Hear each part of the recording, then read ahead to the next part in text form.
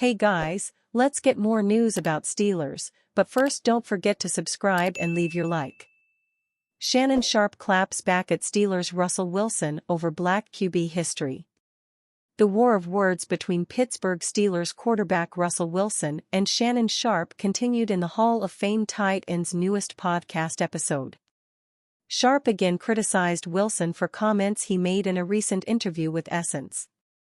Sharpe also ripped Wilson for a tweet he posted that tried to clarify his interview comments. "I thought Russell, Wilson, was being dismissive of the guys that came before him," Sharpe said on the April 14th episode of his podcast, Nightcap. "That's what I was saying." In the Essence interview, Wilson said his back-to-back Super Bowl trips in 2014 and 2015 opened up a lot of doors for black quarterbacks. Then in a tweet on April 13th, Wilson highlighted passages from the Essence article, written by Oklahoma Jones, where it mentioned older black signal callers. "Grateful for those before me. Those with me. And those after," Wilson included as caption to his highlighted text. But Sharpe took issue with Wilson's highlighting tactic because not all of the passages the quarterback called attention to were direct quotes. "This is not what he said. He highlighted what the author said. This is what the author said," argued Sharpe. Before Wilson bust onto the scene, signal callers of color. Doug Williams, Warren Moon, Randall Cunningham, and Michael Vick all dominated the field at one point, a fact that Wilson recognized and respects. "I think about those guys before me," he says. That's not what he said. He's just regurgitating what the author said. At first, it may appear Sharpe has a point about Wilson's highlighting tactic. The article mentioning quarterbacks prior to Wilson's era doesn't mean that the Steelers' signal caller called attention to them during his interview with Jones. However, Jones appears to imply with the phrase, a fact that Wilson recognized and respects, that some of the prior generation's black quarterbacks were discussed in the interview. On his newest podcast, Sharpe didn't discuss the last passage Wilson highlighted, which was a direct quote.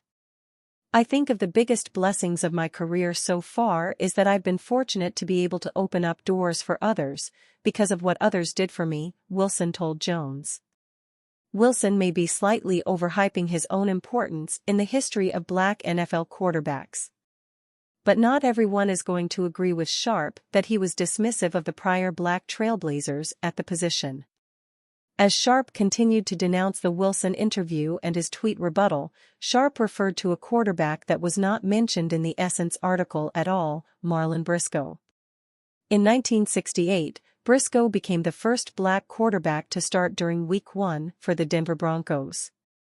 "Russ, you do realize that Marlin Briscoe was a scrambling quarterback before Doug Williams," Sharpe said.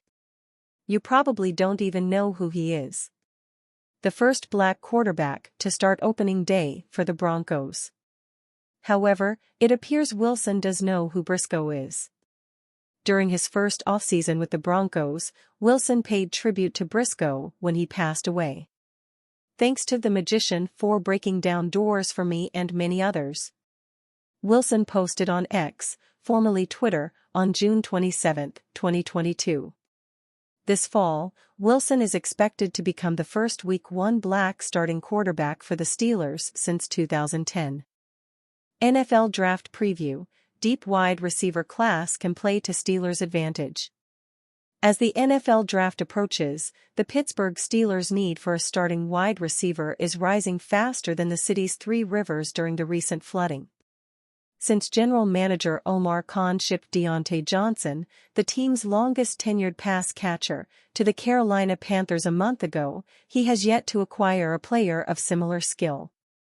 Although the Steelers have signed several veterans in free agency, they are considered complementary pieces who can round out the depth chart. Barring a trade in the next week, the Steelers will try to find a receiver to pair with budding star George Pickens early in the draft. And, from a historical perspective, that makes perfect sense. The Steelers have used even-numbered calendar years this decade to add to the receiver position in the second round. In 2020, it was Chase Claypool. In 2022, it was Pickens. Before that, the Steelers made selecting a receiver on the second day of the draft a rite of passage. There was Juju Smith-Schuster in 2017, James Washington in 2018 and Johnson in 2019. History tells me the Steelers aren't afraid to be patient after the first round, ESPN analyst Field Yates said. I think the depth of this wide receiver class helps a team like the Steelers really well. The depth of the position is such that the Steelers can address tackle, center or even cornerback in the first round and then target a receiver in the second or third rounds when they hold the numbers 51, 84 and 98 selections. NFL Network analyst Daniel Jeremiah has 12 wide receivers listed among his top 50 overall prospects, as does Yates. ESPN's Mel Kiper Jr. projects 7 receivers being selected in the first round. CBS Sports rated the wide receiver class as the deepest of all positions, and NFL Network has it listed as the second strongest grouping. There are fifth-round kids who have a chance to become good, legit, maybe not day-one starters, but eventual starters in the NFL, Yates said. With 2 days remaining for NFL teams to host prospects for top 30 visits, the Steelers have allotted 6 of their 24 official visits to wide receivers: Florida's Ricky Pearsall, South Carolina's Xavier Legette, Western Kentucky's Malachi Corley, Rice's Luke McCaffrey, Texas' Adonai Mitchell and Southern Cal's Taj Washington. In his most recent mock, Kiper went off the board and had the Steelers selecting Washington's Jalen McMillan with the number 51 pick. Washington is 6'1", 192 pounds, and ran the 40-yard dash in 4.47 seconds at the NFL Combine. To me, he screams Mike Tomlin, Kiper said. He's always open, has the ability. He's not just a 5'10", 5'11" guy.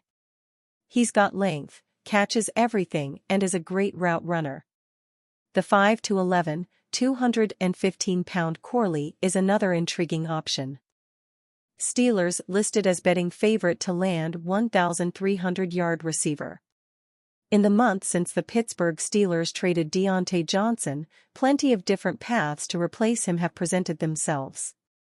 Some of those options haven't panned out, and it is becoming more likely that they will address the position in the draft. However, one big name is still out there as a trade possibility, and one sportsbook believes the Steelers are the team most likely to land him. Sportsbetting.ag has the Steelers listed at 2-1 odds to be San Francisco 49ers receiver Brandon Aiyuk's next team, according to a tweet by Chris Adamski of the Pittsburgh Tribune-Review. The Carolina Panthers and New England Patriots have the next best odds to land Aiyuk, 6-1, followed by the Arizona Cardinals, 7-1, and Los Angeles Chargers, 9-1, according to Adamski.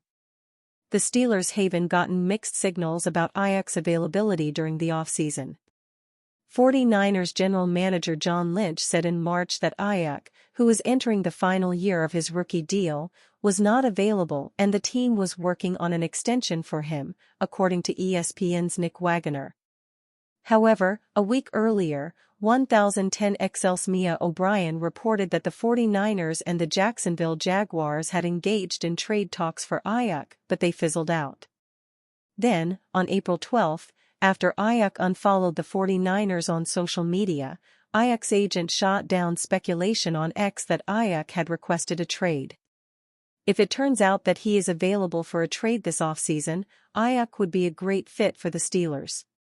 Their depth chart gets a bit questionable beyond George Pickens, who is their obvious WR1. No other receiver on the roster reached 250 receiving yards in 2023.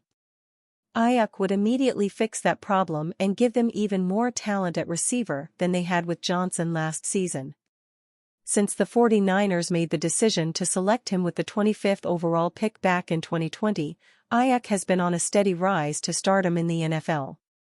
And you, fan, what do you think of the situation of Brandon Aiyuk? Leave your opinion in the comments.